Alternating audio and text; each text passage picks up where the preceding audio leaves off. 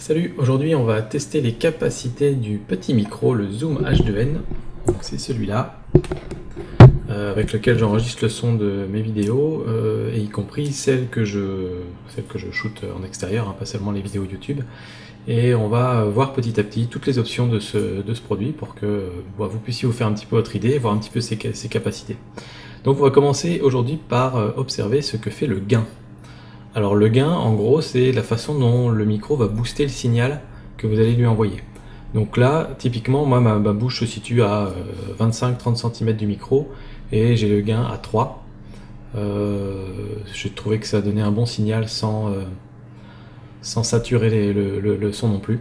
Donc ce qu'on va faire, c'est qu'on va commencer au gain 0 et je vais me mettre systématiquement à 5 cm, 30 cm, 1 mètre et 3 mètres et on verra un petit peu comment ça sonne. Donc c'est parti, gain à 0. Voilà, j'ai mis le gain à 0, je parle normalement à 5 cm. Je vais utiliser une phrase bateau, on va dire aujourd'hui il fait très beau, les oiseaux chantent dans le ciel. À 30 cm, aujourd'hui il fait très beau, les oiseaux chantent dans le ciel. À 1 mètre, aujourd'hui il fait très beau, les oiseaux chantent dans le ciel. À 3 mètres, aujourd'hui il fait très beau, les oiseaux chantent dans le ciel. On va remettre le gain à 3 comme je l'avais mis. Aujourd'hui il fait très beau, les oiseaux chantent dans le ciel. Aujourd'hui il fait très beau, les oiseaux chantent dans le ciel.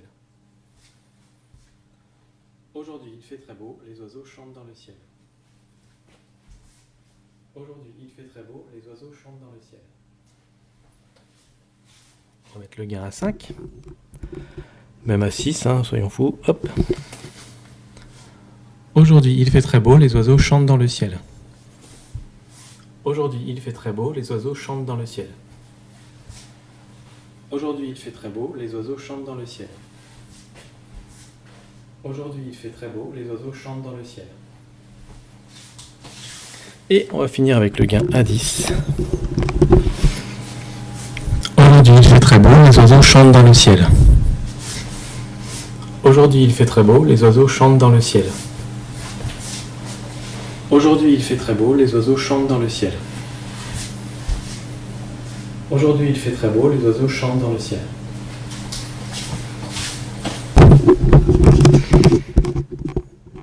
Voilà, je remets le gain à 3. Je ramène la chaise. Alors vous avez pu voir, probablement constater que le son est très différent selon le gain.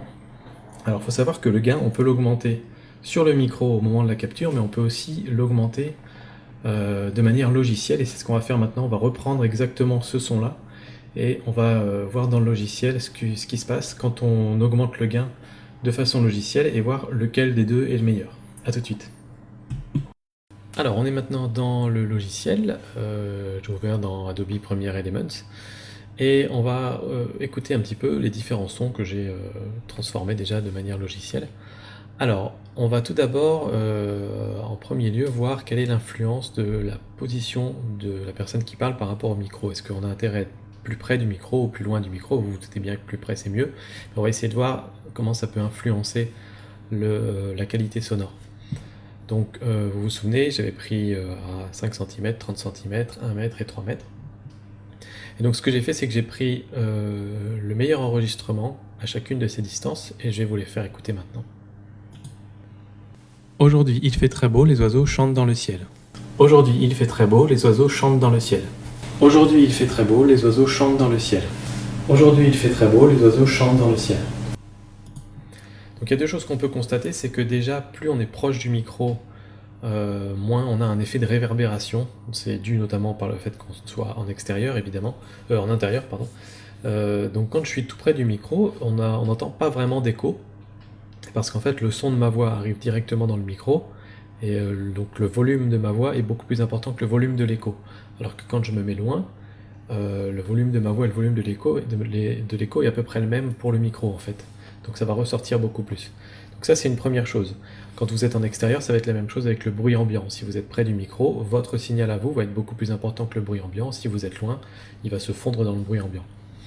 La deuxième chose, c'est que plus on est loin, plus on est obligé d'augmenter le gain, que ce soit sur le micro ou de manière logicielle, et ça s'entend fortement. On entend ce bruit constant comme ça. Je vais vous le refaire écouter une dernière fois. Aujourd'hui, il fait très beau, les oiseaux chantent dans le ciel. Aujourd'hui, il fait très beau, les oiseaux chantent dans le ciel.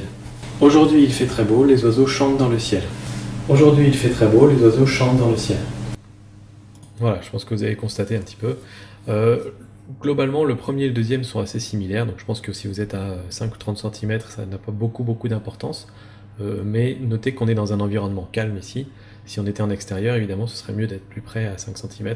C'est pour ça que vous voyez notamment les gens qui font des interviews, qui vont souvent tenir le micro très près de la personne. Un autre moyen de pallier à ce problème-là, c'est d'utiliser des micros directionnels, type shotgun, où vous allez orienter le micro vers la personne qui parle, et le bruit autour ne va pas être capté, il va capter que le bruit dans cette direction-là. C'est ce qu'ils font notamment dans les films très souvent, où vous avez le perchiste avec sa perche et son micro qui est au-dessus, qui va s'orienter directement vers la scène qui est filmée. Voilà. Mais là, on va parler des micros omnidirectionnels comme celui-là. Ensuite, la deuxième chose que j'ai fait, c'est que à chaque distance, j'ai pris les signaux. D'abord le signal avec le gain de 0 sur l'appareil, puis avec le gain de 3 sur l'appareil, puis avec le gain de 6, puis le gain de 10. Et pour chaque distance, ce que j'ai fait, c'est que j'ai compensé avec du gain logiciel pour que tous aient un niveau correct. Et donc comme ça, on va avoir un petit peu une idée de si c'est le gain logiciel ou si c'est le gain matériel qui va créer le plus de bruit. Alors là, on va être à 5 cm. Je vais vous donner les valeurs du gain logiciel que j'ai dû rajouter. Quand on était à... attendez, est-ce que c'est celui-là? Oui, c'est celui-là. Donc quand on était à 5 cm, j'ai dû rajouter 22 décibels de gain audio. Quand on était à 0.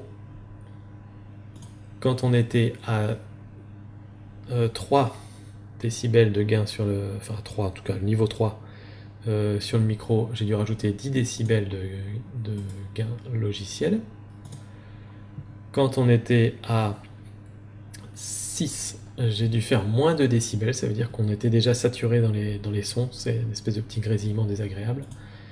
Et puis ensuite, quand on était à 10 et à 5 cm, j'ai dû mettre moins 2 également, parce qu'une fois que c'est saturé de toute façon, si vous baissez le moins 10, vous n'entendrez presque plus rien. Si vous baissez le moins 2, vous allez comment dire, vous allez retrouver un niveau normal, mais le son sera pourri, vous allez l'entendre tout de suite. Donc voilà, le premier qu'on va entendre, c'est... Donc tout cela c'est à 5 cm, et le premier c'était gain à 0, gain logiciel à 22, le deuxième c'était gain à 3, gain logiciel à 10, et les deux autres c'était gain logiciel à moins 2. C'est parti. Aujourd'hui il fait très beau, les oiseaux chantent dans le ciel. Aujourd'hui il fait très beau, les oiseaux chantent dans le ciel. Aujourd'hui il fait très beau, les oiseaux chantent dans le ciel. Aujourd'hui il fait très beau, les oiseaux chantent dans le ciel. Donc voilà, alors encore une fois, deux enseignements à tirer de ça, c'est que si vous mettez votre gain micro trop élevé, vous allez saturer le son. Là on l'entend très bien dans les deux derniers, et notamment le dernier on l'entend très fort, mais l'avant-dernier on l'entend aussi pas mal. C'est extrêmement désagréable à l'oreille, donc c'est la chose qu'il faut éviter à tout prix.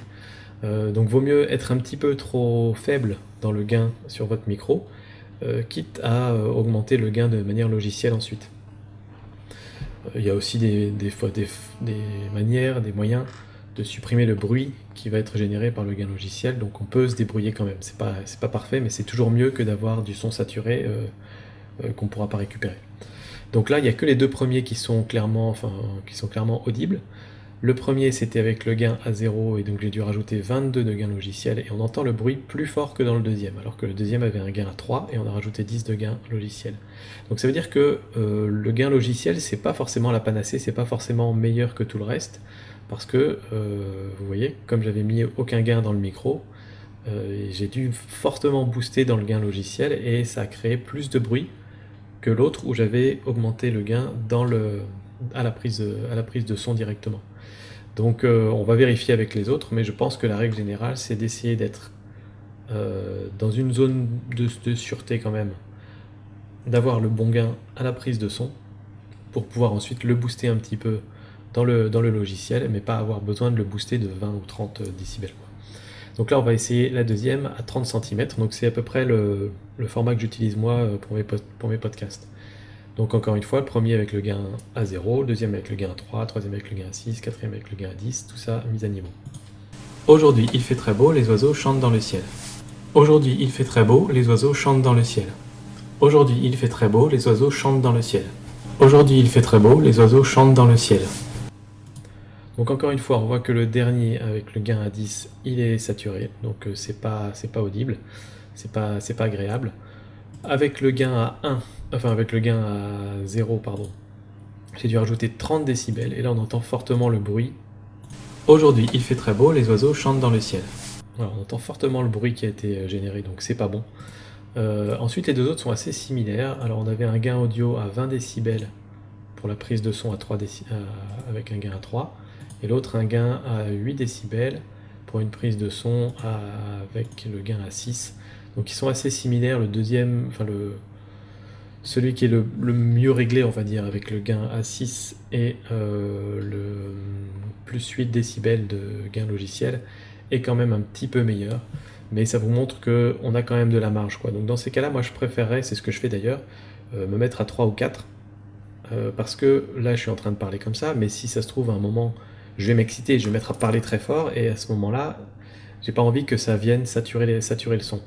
Et là, avec le gain à 6 sur l'entrée micro, je suis à la limite, parce que j'ai à peine rajouté 8 décibels, c'est pas beaucoup.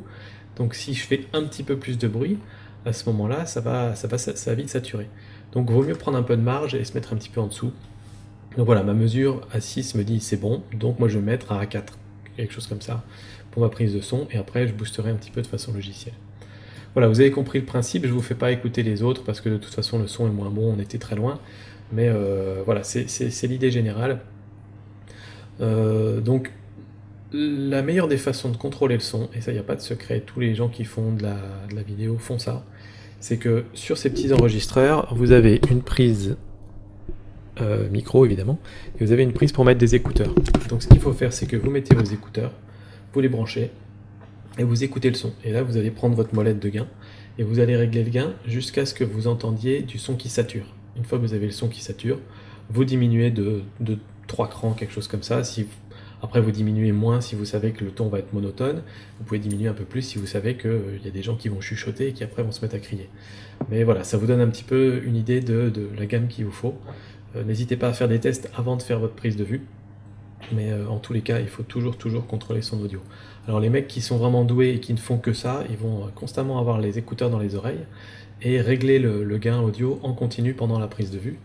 Mais bon, je pense que c'est un petit peu compliqué quand on est tout seul à faire ces films, mais au moins contrôler à la base pour être sûr que vous aurez du bon son, parce que c'est extrêmement important. Encore une fois, on arrive à pardonner une mauvaise image, on a du mal à pardonner un mauvais son dans une vidéo. Voilà, c'était les petits conseils du jour pour améliorer votre prise de son, et puis moi je vous dis à bientôt. Allez, ciao!